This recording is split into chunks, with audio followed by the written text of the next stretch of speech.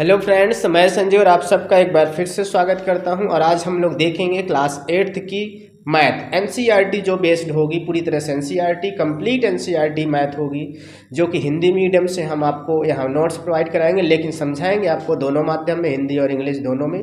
ये बैच नया है, आज से स्टार्ट हो रहा है। 8वीं वाले सभी इसमें जुड़ जाएं और इसको बिल्कुल डेली समझें और देखें। आज हम लोग पार्ट 12 देखेंगे, जिसमें देखिए सबसे पहले हम आपको कैसे समझाएंगे हम आपको बता दें थोड़ा सा।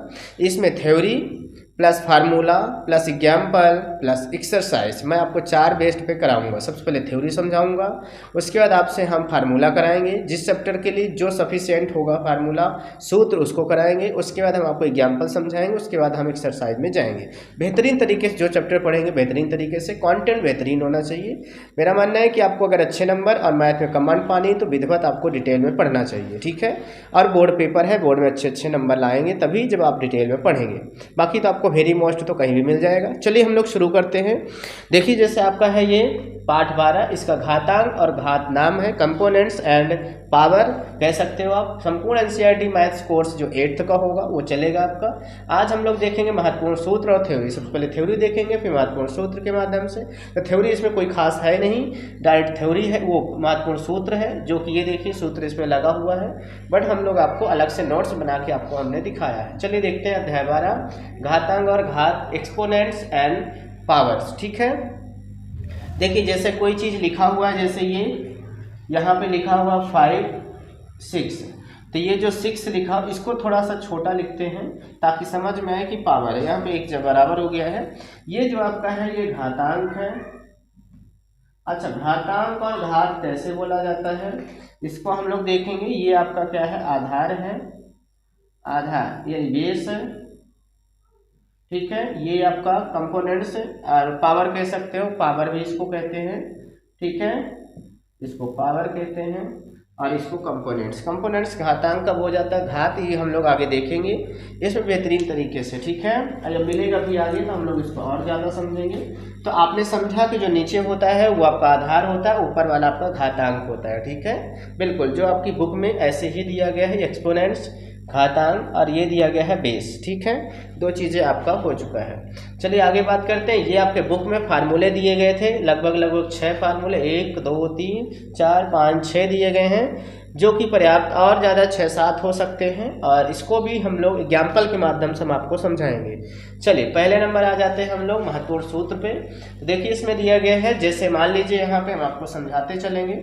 जैसे यहाँ पे लिखा है AX, देखिए अगर बेस बराबर हो, क्या हो, बेस बराबर हो और आपकी पावर अलग अलग हो तो क्या हो जाता है, बेस सेम हो जाता है, 1 हो जाता है, और घातें आपस में रहती हैं तो जुड़ जाती हैं, प्लस हो जाती हैं। क्या हो जाती हैं, प्लस। अगर बेस सेम है तो पावर आपस, अब देखिए 2 कंडीशन यहाँ पे होनी चाहिए। पहला, बेस सेम होना चाहिए, यानी कि आधार जो है वो सेम होना चाहिए। दूसरी शर्त क्या है, मल्टीप्लाई में होना चाहिए।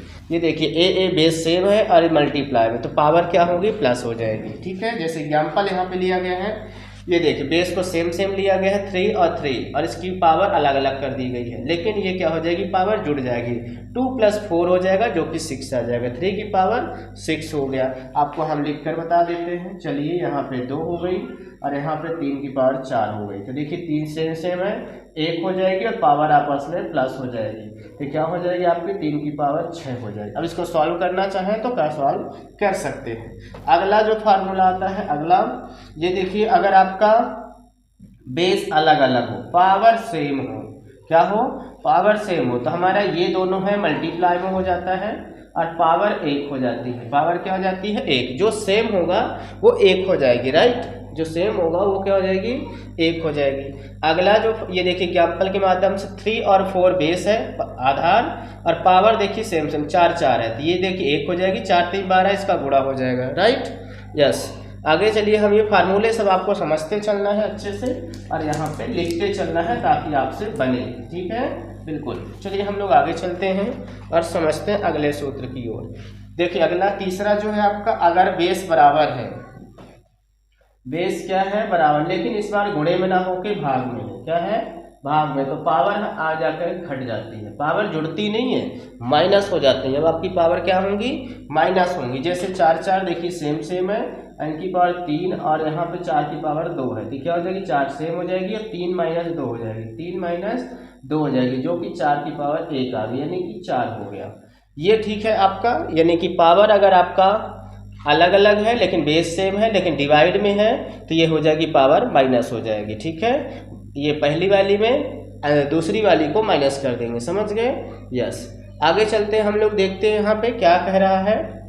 ये दिया गया है डिवाइड में है लेकिन इस बार अलग अलग है, बेस अलग अलग है, पावर सेम है। सेम चारों हमने अपोजिट देखे, एक बार हमने उसी को मल्टीप्लाई में, एक बार हमने उसी को डिवाइड में। ठीक है, तो यहाँ पे देखिए डिवाइड में हो जाएगी और पावर 1 हो जाएगी, जो सेम है वो 1 हो जाएगी और जो अलग अलग हो डिवाइड हो जाएगी, उसमें मल्टीप्लाई हो गया था इसमें डिवाइड हो जाएगी। जैसे देखिए 3 और 4, 3 की पावर 4 और 4 की पावर 4, तो 4 4 सेम है तो 1 हो जाएगी और ये 3 भागे 4 हो जाएगी, 3/4 हो जाएगा। ठीक है, आपने इतना 4 आपने फार्मूले देख लिया। ठीक है, इसको समझते चलना है फार्मूले, ये सभी जगह काम करेंगे। ठीक है, यस, आगे चलते हैं हम लोग। अच्छा, अगला फार्मूला 5वां, 6वां, 7वां, 7 फार्मूले हैं जो कि हम लोग समझेंगे। यहाँ पे क्या कह रहा है, अगर मान लीजिए कोई पावर की पावर, किसी की पावर की पावर, तो वो क्या हो जाएंगी आपस में मल्टीप्लाई हो जाएंगी। क्या हो जाएंगी, मल्टीप्लाई। जैसे 2 की पावर 3 और यहाँ पे 3 की पावर 4, तो 2 और ये जो आपके 3 और 4 है ये आपस में मल्टीप्लाई हो जाएगा, तो 2 की पावर 12 आ जाएगा। क्या आ जाएगा, 2 की पावर 12 आ जाएगा, राइट। यस, चलिए आगे हम लोग देखते हैं। ये वाला क्या है, जिसकी पावर 0 हो उसका वैल्यू 1 होती, चाहे वो 100 हो, 100 की पावर 0 तो उसका मान 1 होगा। अगर वो 5 है, उसकी पावर 0 है तो उसका मान 1 होगा। समझ गए, कोई भी संख्या हो उसको अगर वो 0 है, चाहे प्लस में हो चाहे माइनस में, उसका मान 1 होगा, राइट। यस, चलिए आगे हम बात करते हैं अगले सूत्र 7वें नंबर की बात करते हैं। 7वें नंबर को समझने के लिए हम थोड़ा सा क्लीन कर लेते हैं यहाँ पे ताकि समझ में आए। चलिए देखते हैं यहाँ पे अगला कह रहा है, यदि x की पावर 5 कोई प्लस में पावर उसको माइनस बनाना है तो उसको नीचे ले आएंगे तो माइनस हो जाएगी। अगर कोई माइनस है उसको हम क्या करेंगे, नीचे ले जाएंगे तो प्लस हो जाएगा। ठीक है, यानी अपोजिट करने पे साइन बदल जाता है पावर का। अगर प्लस है तो माइनस हो जाएगा, माइनस है तो प्लस हो जाएगा। हम इसका यूज कब करते हैं, जब पावर माइनस होती है तो उसको प्लस बनाने के लिए हम इसका यूज करते हैं, क्योंकि जब तक प्लस नहीं बनेगा तब तक हम सॉल्व नहीं करेंगे। ठीक है, ये आपके 5 हो गए, आपके 7 आपके ये आपके सूत्र हो चुके हैं, जो कि आपकी विधिवत बहुत बेहतरीन है सूत्र। इनको समझने के लिए आपको अच्छे चाहिए। देखिए सवाल आ गए हैं अब आपके, हमने सूत्र को 7 देखा, 7 सूत्रों को हम लोगों ने देख डाला, इसमें क्या क्या था क्या क्या नहीं था। ठीक है, अब ये सवाल है, हम लोग सवाल को देखेंगे। सवाल हम लोग अगली वीडियो में देखेंगे, अभी नहीं देखेंगे, क्योंकि अभी आप लोग इस वीडियो ये पहली वीडियो है तो इसको आप लोग सूत्र को अच्छे से याद कर लेंगे। हम लोग कल इसके एग्जाम्पल करेंगे, फिर उसके बाद हम लोग एक्सरसाइज में चलेंगे। ठीक है, तो हम लोग मिलते हैं कल, तब तक आप सूत्र को लिख लीजिए, नोट कर लीजिए और याद कर लीजिए। तो मिलते हैं नेक्स्ट वीडियो में, तब तक सभी को जय हिंद।